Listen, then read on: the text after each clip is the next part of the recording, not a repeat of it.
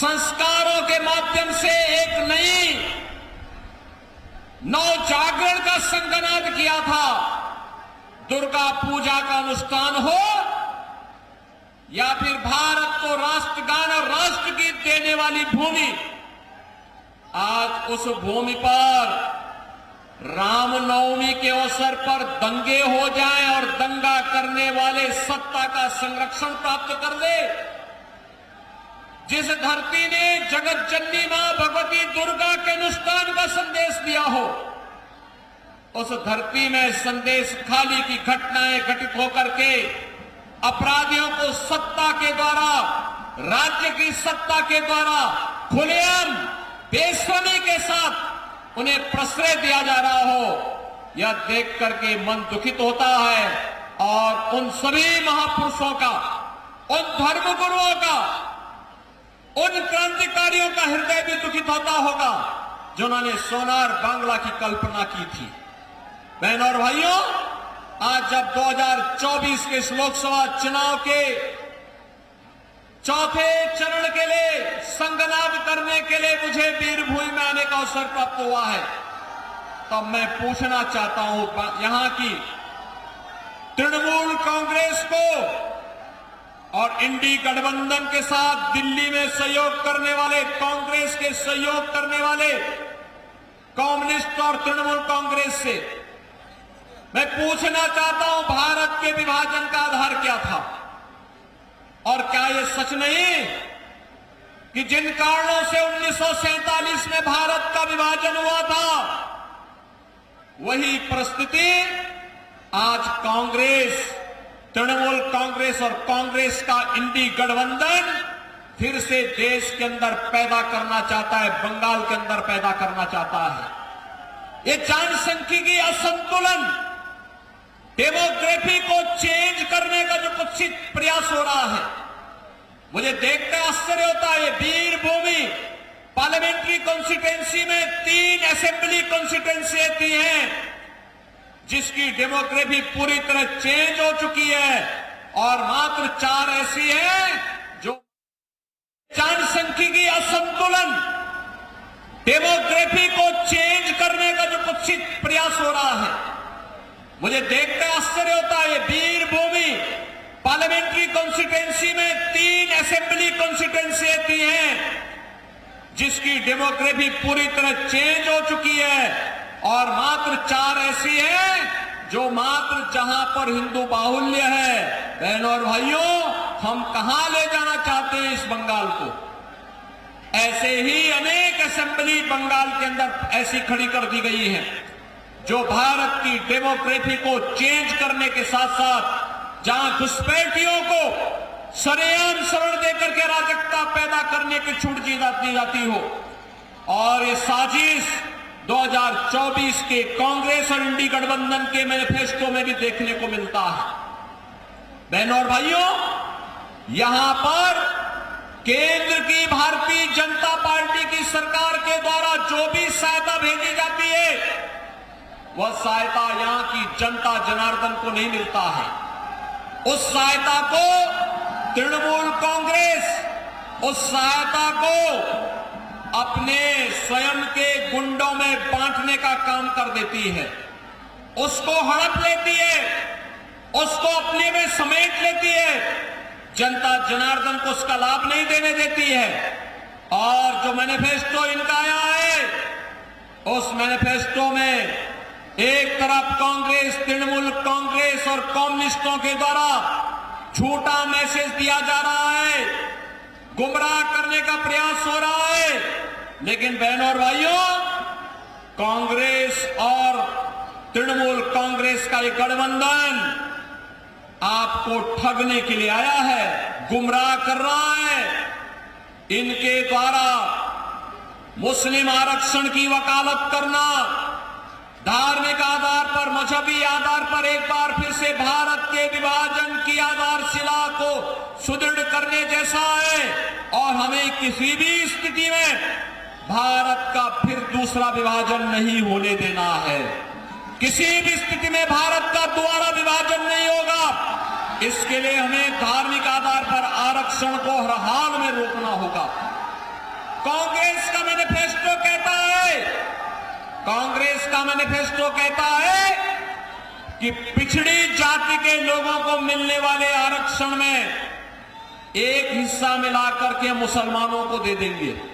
क्या आप इसको स्वीकार करेंगे? क्या बंगाल इसको स्वीकार करेगा? क्या अपने अधिकार को आप क्या किसी दूसरे को हिस्सा लेने देंगे? क्या? और ऐसे ही अनुसूचित जाति के अधिकारों में भी ये लोग डकैती डालने का काम करने जा रहे हैं। बहनों और भाइयों, जब कांग्रेस नेतृत्व की यूपीए सरकार थी, ये तृणमूल कांग्रेस उसको सपोर्ट कर रही थी, कम्युनिस्टों ने भी उसे कुछ दिनों तक सपोर्ट किया था। बहनों और भाइयों, तब आपको याद होगा, तब कांग्रेस नेतृत्व की सरकार ने, जो आज इंडी गठबंधन के रूप में है, तब इस सरकार ने जस्टिस रंगनाथ मिश्रा कमेटी गठित की थी और रंगनाथ मिश्रा कमेटी के आधार पर उसने प्रयास किया था उस समय कि पिछड़ी जाति को मिलने वाले 27% आरक्षण में से 6% आरक्षण को कम करते हुए उस आरक्षण का लाभ मुसलमानों को दे दिया जाए। भारतीय जनता पार्टी ने विरोध किया था। उन्होंने कहा धार्मिक आधार पर आरक्षण ये बाबा साहब भीमराव अंबेडकर और भारत के संविधान निर्माताओं का अपमान होगा। उस समय विरोध किया था और तभी रुक पाया था। फिर सच्चर कमेटी की सच्चर कमेटी का गठन करके कांग्रेस ने प्रयास किया था कि अनुसूचित जाति की मिलने वाले आरक्षण के लाभ में भी मुसलमानों को हिस्सेदारी दी जाए। तब भी भारतीय जनता पार्टी ने विरोध किया था। और जो लोग अनुसूचित जाति, जनजाति और पिछड़ी जाति के लोगों के अधिकारों पर डकैती डालने का प्रयास कर चुके हैं और आज फिर उनका मैनिफेस्टो इस बात का उल्लेख करता है, वे आज जनता को गुमराह करके ये फिर से सत्ता हासिल कर लेना चाहते हैं। बहनों और भाइयों, मैं आप सबका आह्वान करने के लिए आया हूं। आपने देखा होगा रामनवमी का आयोजन, भगवान राम का जन्म हुआ था उत्तर प्रदेश के अयोध्या में और उत्तर प्रदेश में इस अवसर पर हजारों शोभा यात्राएं निकलती हैं। एक भी जगह दंगा नहीं हुआ। मुझे उत्तर प्रदेश में मुख्यमंत्री के रूप में सेवा करते हुए 7 वर्ष हो गए हैं।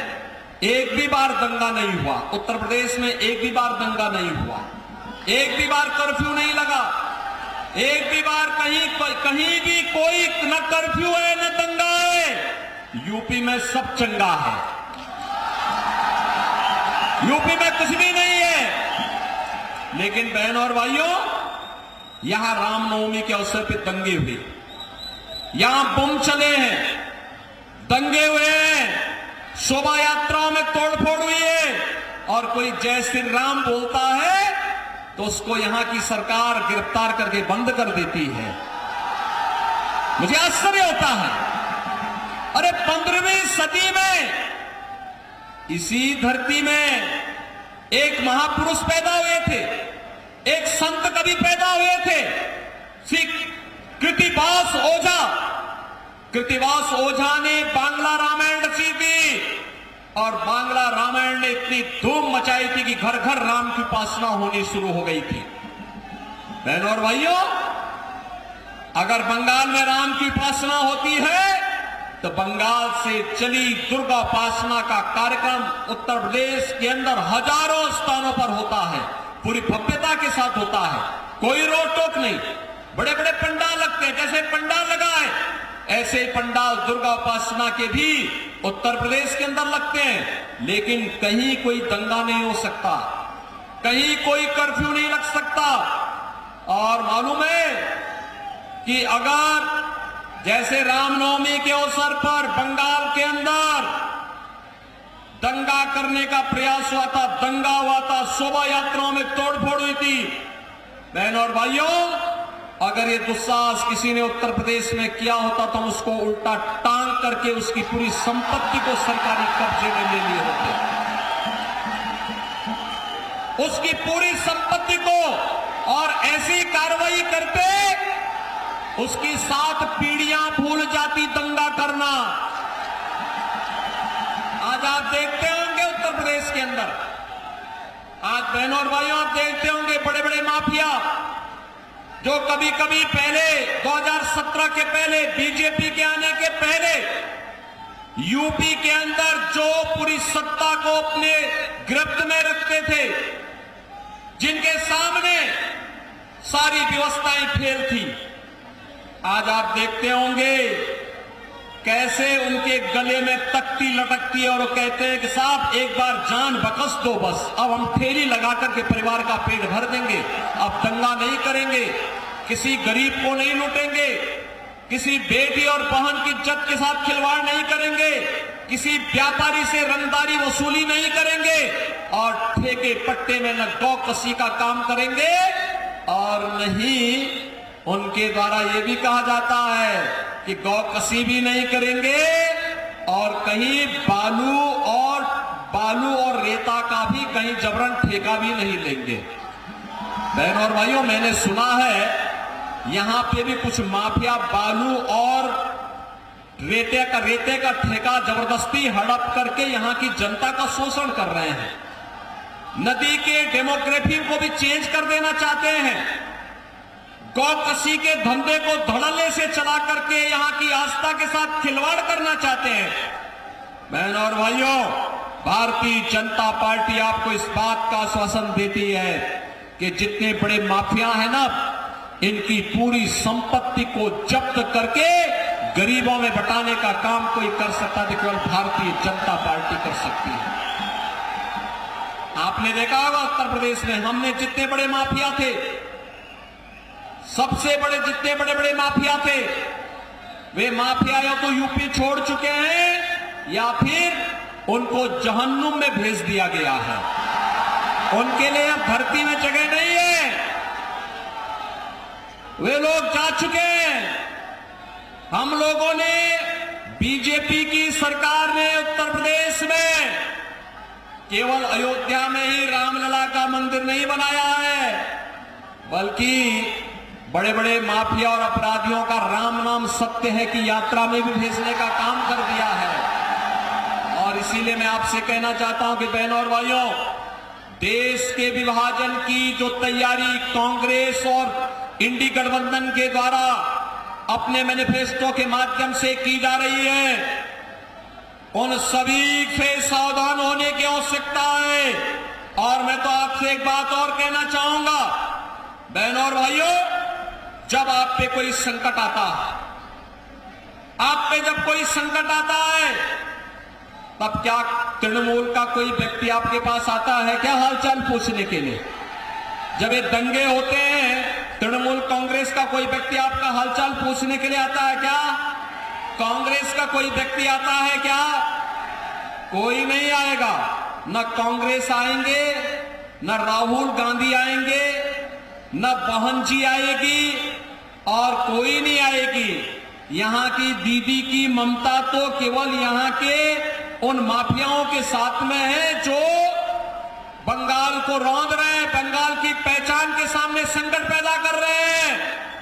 और इसीलिए मैं आपसे कहने के लिए आया हूं, बहनों और भाइयों, केवल भारतीय जनता पार्टी है और मोदी जी हैं जो सुख दुख में आपके साथ हमेशा खड़े होने वाले हैं, हर स्थिति में खड़े होने वाले हैं। आपने देखा होगा मोदी जी के नेतृत्व में भारत ने विकास की जिन नई प्रतिमान को स्थापित किया है, आज दुनिया के अंदर भारत का सम्मान बढ़ा है, भारत की सीमाएं सुरक्षित हुई हैं। कांग्रेस नेतृत्व की सरकार थी, पाकिस्तान परस्त आतंकवादी भारत की सीमा का अतिक्रमण करते हुए भारत में आते थे, जगह जगह बम विस्फोट करते थे। आज मोदी जी के नेतृत्व की सरकार में आप देखते होंगे, अब तो आतंकवादी घटनाएं नहीं घटित होती, आतंकवाद और नक्सलवाद को तो नियंत्रित किया जा चुका है, लेकिन अगर कहीं पटाखा भी जोर से फूटता है तो सबसे पहले पाकिस्तान सफाई देता कि मेरा हाथ नहीं है, क्योंकि पाकिस्तान को मालूम है कि अगर कोई घटना गलती से भी हो जाए तो उसको लेने के देने पड़ जाएंगे, क्योंकि ये नया भारत है और मोदी जी के नेतृत्व में नया भारत किसी को छेड़ता नहीं है, लेकिन अगर कोई छेड़ता है तो फिर उसको छोड़ता भी नहीं है। और इसीलिए मैं आपसे कहने के लिए आया हूं, यहां पर इंफ्रास्ट्रक्चर का कार्य मोदी जी के नेतृत्व में IIT, IIM, AIIMS, highway, railway, metro, triple IT, NIT, world class university, हर घर नल की योजना, ये सभी मोदी जी के नेतृत्व में आज तेजी के साथ देश के अंदर इसको लागू किया जा रहा है। और बंगाल में तो तृणमूल कांग्रेस की सरकार मोदी जी की योजनाओं को जबरन रोकने का कार्य करती है, अन्यथा पूरे देश के अंदर 80 करोड़ लोगों को फ्री में राशन देने का काम पिछले 4 वर्ष से मोदी जी की सरकार कर रही है। बहनों और भाइयों, 60 करोड़ लोगों को 5 लाख रुपए की आयुष्मान भारत में स्वास्थ्य बीमा का कवर मिल रहा है। 50 करोड़ गरीब लोगों के जनधन अकाउंट खोल दिए गए। 12 करोड़ किसानों को प्रधानमंत्री किसान सम्मान निधि का लाभ मिला। 12 करोड़ गरीबों के घर में शौचालय बन गए। 10 करोड़ गरीबों को उज्ज्वला योजना का रसोई गैस का एलपीजी का कनेक्शन मिल गया और 4 करोड़ गरीबों को, बहनों और भाइयों, प्रधानमंत्री आवास योजना का लाभ मिल गया। मैंने उत्तर प्रदेश में अब तक लगभग 57 लाख गरीबों को एक मकान दे दिया है पीएम आवास योजना में। बहनों और भाइयों, बंगाल की सरकार नहीं लेना चाहती। बंगाल की सरकार उसी कार्य को करती है जिसमें इसको कमीशन मिलती हो, और इसीलिए वह कार्य नहीं करेगी, करने नहीं देगी। इसके लिए आवश्यक है कि वीर भूमि को नाम के अनुरूप भारतीय जनता पार्टी को विजयी बना करके भेजिए। मोदी जी ने कहा है आत्मनिर्भर भारत और विकसित भारत की संकल्पना को साकार करेंगे। आत्मनिर्भर भारत का मतलब आत्मनिर्भर बंगाल भी होगा। आत्मनिर्भर बंगाल का मतलब हर किसान, हर नौजवान, हर महिला, हर तबके का व्यक्ति, हर व्यापारी यह भी आत्मनिर्भर होगा। और जब आत्मनिर्भर होगा तो तभी विकसित भारत की परिकल्पना को साकार भी करेगा। और विकसित भारत के लिए भारत दुनिया की एक बड़ी ताकत बने, हमारा देश दुनिया की एक ताकत बने, यह संदेश बंगाल से ही जाना चाहिए।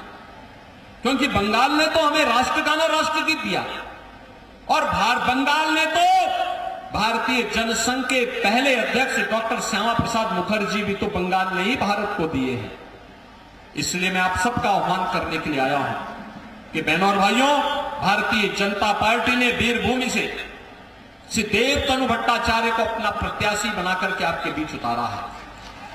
देवतनु भट्टाचार्य, बहनों और भाइयों, मैं आप सबसे अपील करना चाहूंगा, अगर आप डेमोग्राफी को चेंज करने से रोकना चाहते हैं, अगर आप सुरक्षित बंगाल चाहते हैं, अगर आप सुरक्षित भारत चाहते हैं, समृद्ध बंगाल और समृद्ध भारत चाहते हैं, तो भारतीय जनता पार्टी आवश्यक है।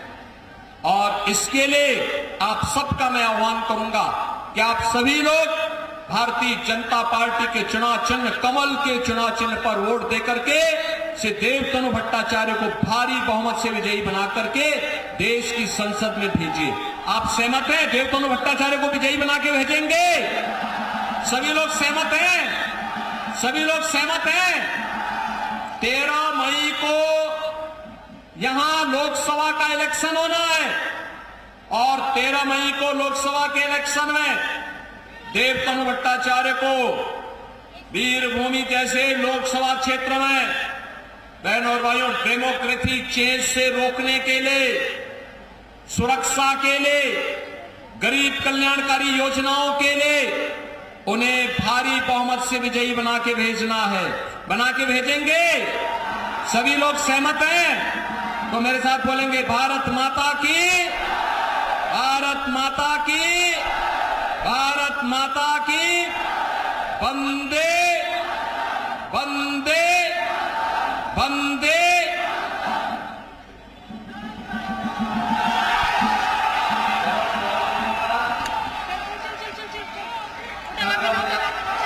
पश्चिम बंगाल के दौरे पर पहुंचे हुए हैं। बीरभूम में बीजेपी प्रत्याशी के लिए वोटों की अपील करते हुए यहां पर से सीएम योगी आदित्यनाथ एक बार फिर नजर आए। बीजेपी और मोदी जी ही सुख दुख में साथ हैं, ये भी उनकी तरफ से कहा गया है और विपक्ष पर कटाक्ष भी किया गया है।